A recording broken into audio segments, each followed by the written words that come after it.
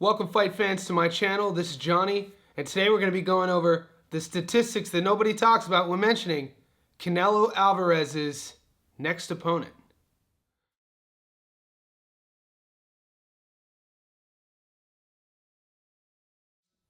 Alright guys, who's on that short list of fighters that we've been told that Canelo Alvarez will fight next after his decision victory over Jaime Munguia 2 weeks ago in Las Vegas? We've heard names such as Edgar Berlanga, Terrence Crawford, we've heard David Benavidez, but not from Canelo's camp. And now all of a sudden, we wake up to the news that the IBF has issued a mandatory challenger to Canelo, or Canelo will be stripped if he doesn't honor it. This mandatory challenger by the IBF has been waiting 2 years to fight Canelo as his mandatory.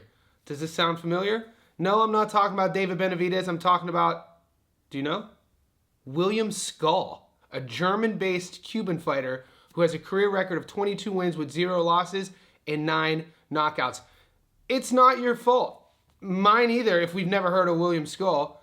The question is, what pressure is the IBF going to put on Canelo to make him take this fight? We know that the IBF stripped Canelo in 2019. We know how that played out last time he refused to fight a mandatory.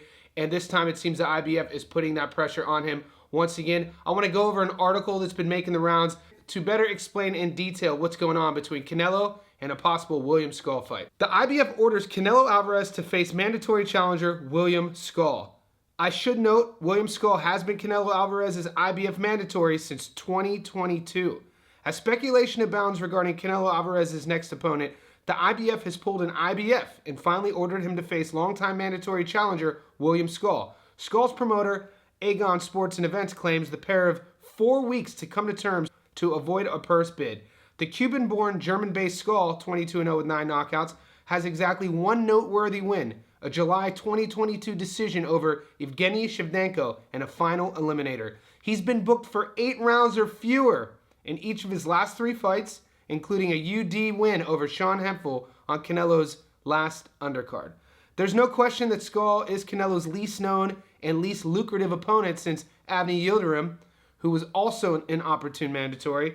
There's always the option of paying Skull to return to the bench, as Jermell Charlo did with Bakram Murtazalev, but that depends entirely on whether Skull elects to play ball. Canelo and company could theoretically also try and claim that the WBA was next in the rotation to set up a showdown with Edgar Berlanga.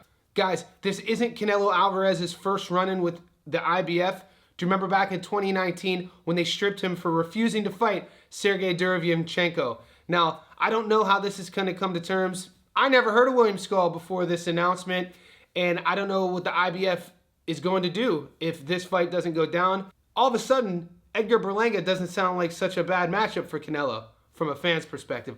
Tell me what you think about this. Tell me what you think about the IBF, William Skull, all things that we spoke about. And all in all, who do you guys think Canelo is going to fight next? Which weight class? Will we stay at 68? Will we go down to 60? Will we go up to light heavy again? Who knows? Let me know in the comment section below.